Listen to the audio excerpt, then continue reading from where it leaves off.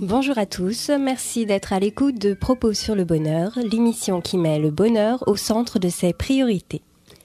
Ici Safia, la nouvelle chroniqueuse qui veut commencer par dire merci Nicolas pour la confiance qu'il me témoigne et l'occasion qu'il m'est offerte de vous apporter à tous un peu de bonheur, ou pour le moins des sources d'informations scientifiques, philosophiques et pratiques basées sur la psychologie positive. N'ayez crainte, ce ne sont pas là des mots terribles, mais rien de plus accessible à qui choisit d'être heureux. Avant cela, pour cette toute première capsule, je souhaite rendre hommage au philosophe père de l'émission et me réfugier dans son avant-dernière chronique du devoir d'être heureux. Il n'est pas difficile d'être malheureux ou mécontent. Il suffit de s'asseoir, comme fait un prince qui attend qu'on l'amuse. Ce regard qui guette et pèse le bonheur comme une denrée jette sur toute chose la couleur de l'ennui. Je fuis.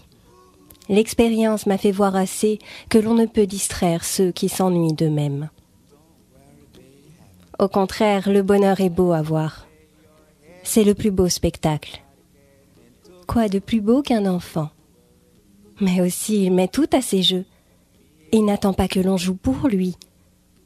Il est vrai que l'enfant boudeur nous offre aussi l'autre visage, celui qui refuse toute joie.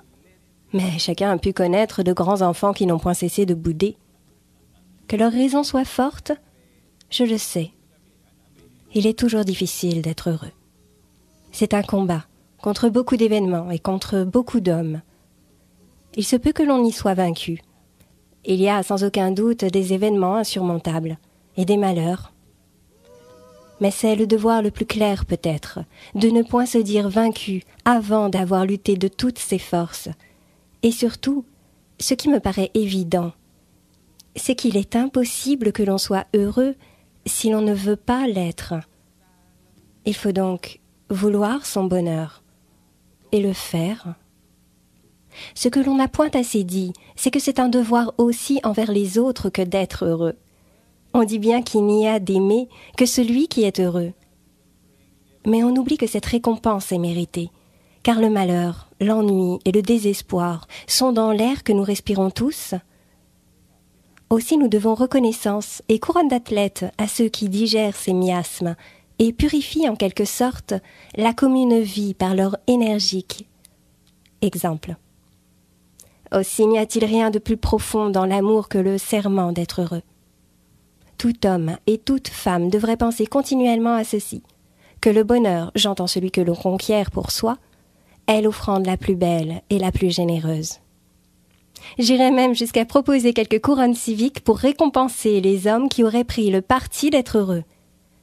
Car, selon mon opinion, tous ces cadavres et toutes ces ruines, et ces folles dépenses et ces offensives de précaution sont l'œuvre d'hommes qui n'ont jamais su être heureux et qui ne peuvent supporter ceux qui essaient de l'être.